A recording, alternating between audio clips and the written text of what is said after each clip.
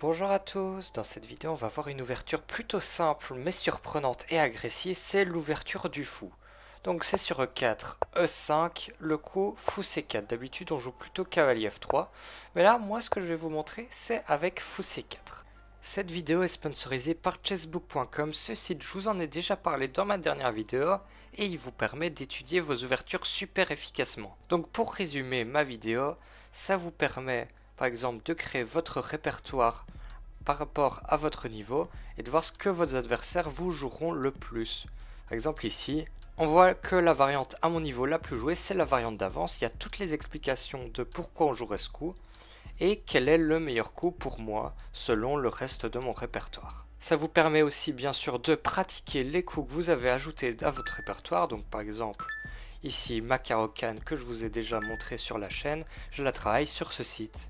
Il y a aussi des parties modèles par rapport à votre répertoire pour mieux comprendre les plans de votre ouverture favorite. Vous avez aussi accès à la connexion avec votre plateforme de jeu préférée, donc que ce soit Lichess ou chess.com, pour voir vos erreurs les plus fréquentes dans vos ouvertures et vous permettre de les corriger. Si tout ça vous intéresse, vous pouvez aller dans la description pour aller voir ça.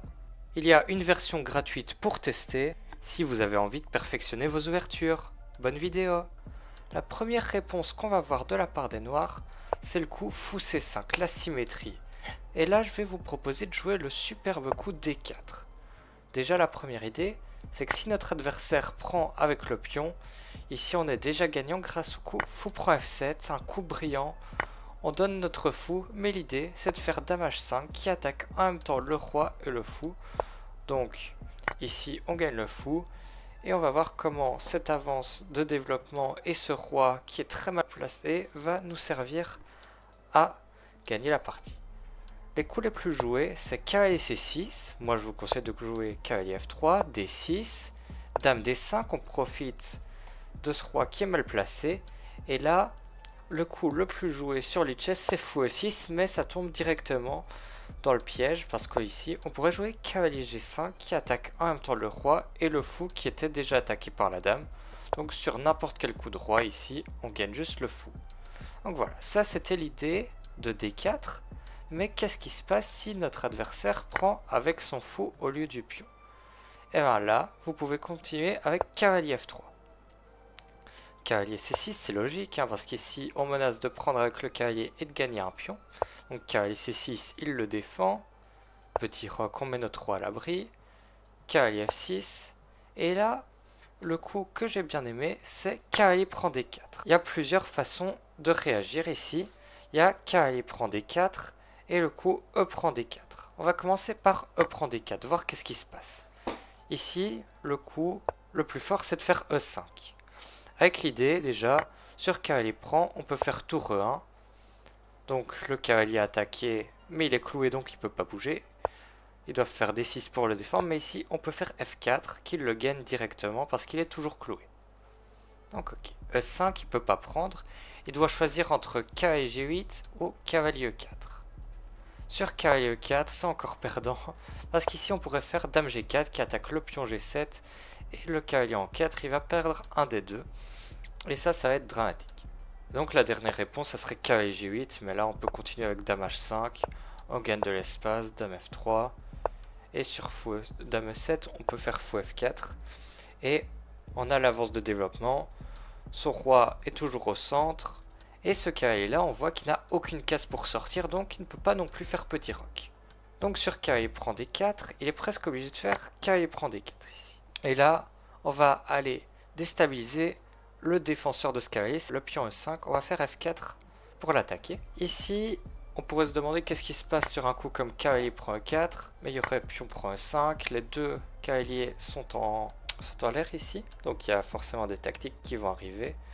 Et sur cavalier C6, il y aurait déjà fou prend F7, qui est défendu cette fois en plus par la tour, et ça serait complètement fini ici parce que le roi des noirs n'aurait aucune défense. Donc cavalier prend 4 ça paraît être de trop, et bien sûr ici il peut pas prendre sinon il perd le cavalier. Donc sur F4, le seul coup viable serait de faire D6. Comment on continue? On peut prendre et faire le coup fou G5, qui rajoute encore une pression sur ce cavalier en F6, et ça va poser des problèmes au noir. Parce que si je joue le coup simple roc, on peut déjà faire cavalier C3, qui menace d'aller sur cette case D5 et prendre ce cavalier en F6 qui doublerait les pions devant le roi des noirs. Le coup le plus joué ici, c'est H6, mais ça perd directement à cause de fou prend F6 et dame H5, le roi des noirs n'est pas assez en sécurité. Ici, ils vont perdre. Mais la meilleure défense, c'est plutôt de jouer C6 pour empêcher cavalier D5. Moi, le coup ici que je vous conseille, c'est juste fou prend F6 et dame H5.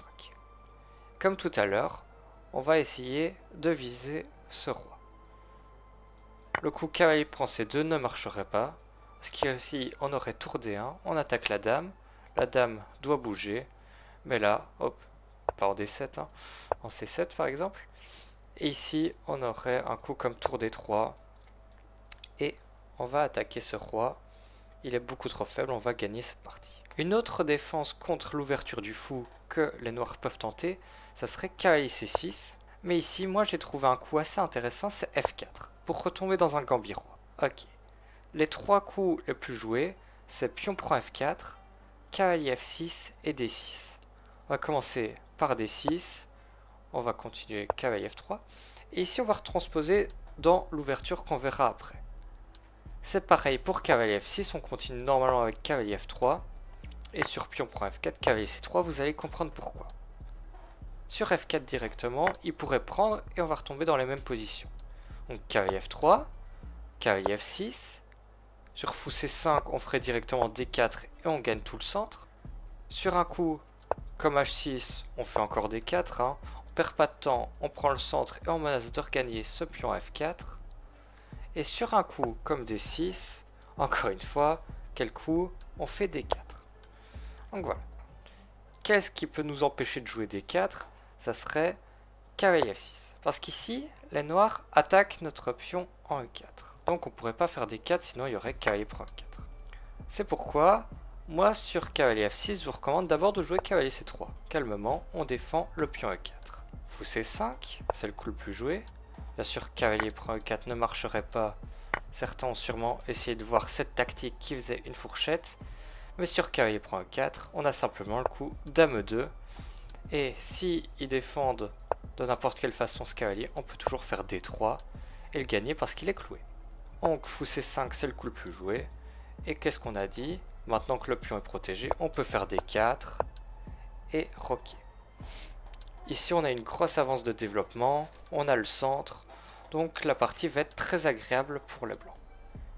Ici, on perdrait pas vraiment le pion, hein. On pourrait se dire que ce pion-là est perdu, mais ça marcherait pas trop parce qu'après D5, les deux coups des noirs, donc cavalier E7 et cavalier A5, ne seraient pas très convaincants. On peut commencer par cavalier en A5, on ferait fou D3, et une fois qu'il bouge, qu'il défend ce cavalier, on peut juste prendre.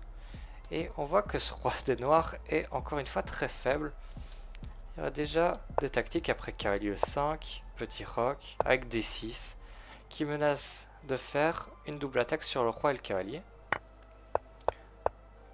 Et je voulais vous montrer cette variante-là, où en plus de gagner une qualité ici, si jamais les noirs refusent de donner la qualité, il y a un super mat, ça serait cavalier H6, le roi doit aller en H8, et là on pourrait sacrifier la dame avec dame G8, échec.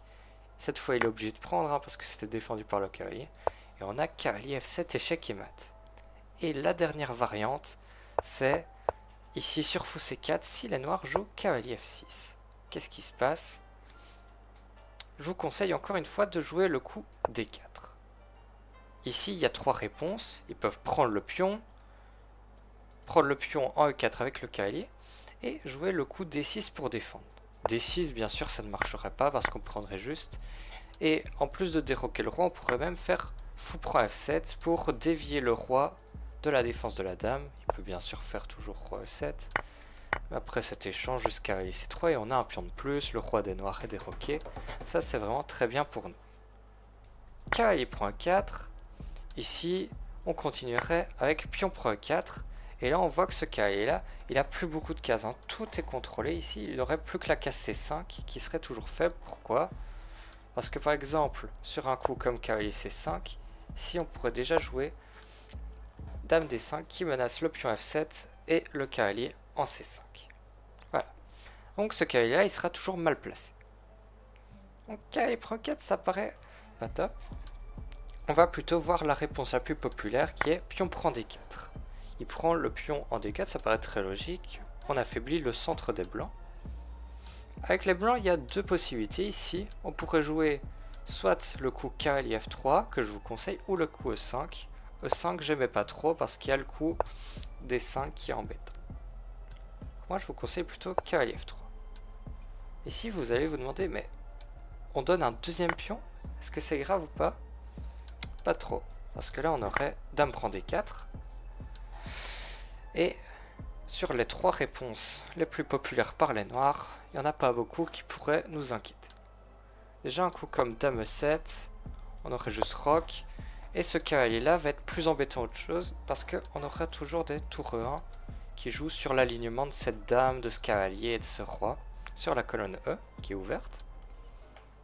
Donc dame E7, c'est pas le coup le plus embêtant. Il y a aussi cavalier D6 qui est jouable. Mais là, après roc, ça paraît vraiment très compliqué. Rien qu'un coup comme cavalier prend C4, ça serait totalement perdant. Parce qu'on aurait tour E1. Il doit jouer fou E7 hein, pour parer l'échec. Mais là, dame prend G7, tour F8 forcé. Et là, on aurait le magnifique fou H6. Il ne peut plus défendre sa tour en F8. Donc voilà, ici, on gagnerait encore une tour. Mais qu'est-ce qui se passe si jamais il joue un coup comme cavalier C6? Ici, il attaque notre dame, mais comme tout à l'heure, on va continuer avec tour E1. La différence, c'est qu'ici, il n'est pas obligé de défendre avec le fou. S'il défend avec le fou, c'est comme tout à l'heure avec fou H6. Mais qu'est-ce qui se passe s'il défend avec le cavalier? On va juste continuer notre développement normal. Ici, je commence par fou B3 pour pas donner ce fou qui a l'air vachement fort. Il tape quand même autour du roi. Et vous voyez qu'ici, il n'y a aucune pièce des noirs qui peut sortir. Ce fou là, pour sortir, il faudrait faire G6, mais on perdrait la tour en H8. On peut pas vraiment faire C6 pour sortir la dame, parce qu'on perdrait le cavalier. Donc, le coup que j'ai regardé, moi, c'était B6 pour sortir le fou. Après cavalier C3, fou B7, fou F4. On menace déjà de gagner un pion. Dame C8 et cavalier G5. Ici, on menace de gagner un pion en D6. Hein. Après, fou prend, pion prend, oups. Pion prend et dame prend. Mais surtout, maintenant, on menace fou prend, pion prend et fou prend F7. Donc, il y a beaucoup trop de menaces. Les blancs sont totalement gagnants dans cette position. Et voilà pour cette vidéo. J'espère que ça vous a plu. Et n'hésitez pas à vous abonner. Merci à Chessbook pour avoir sponsorisé cette vidéo.